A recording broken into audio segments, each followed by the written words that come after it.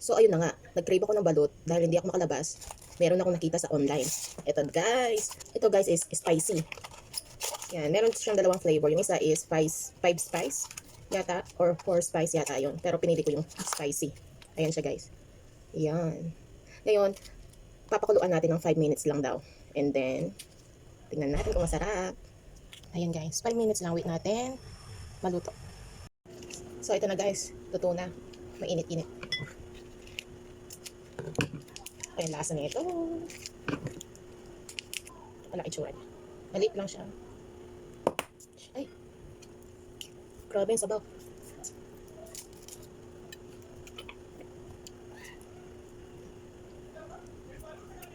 Masarap. Pero hindi siya masyadong spicy.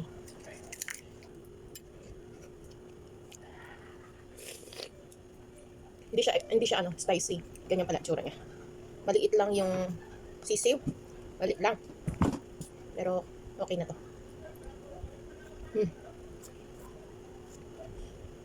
Lasang balot. Pero mas, siya? Malasa. Balot na balot. Pero in-expect ko siya yung spicy talaga. Hindi naman siya spicy. Or natamali lang ako ng bili.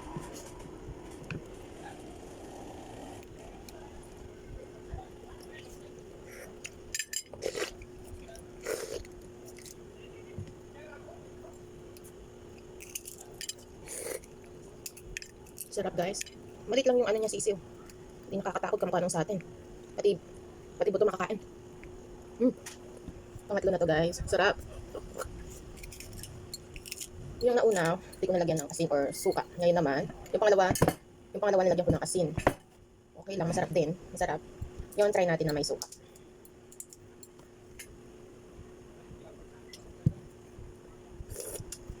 Sarap.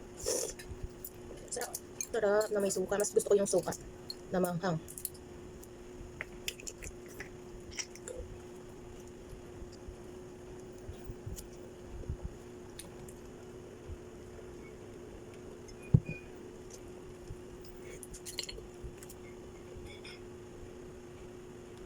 Ang masasabi ko is worth it.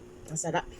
Kung walang nagtitinda sa inyo sa malapit sa inyong bahay, yung mga naglalako, better na mag-order na lang kayo sa online. Meron na sa online. Meron pa mga flavor. So, thank you for watching guys. Masarap siya. Try nyo. Lagay ko na lang yung link niya sa comment section. Bye guys!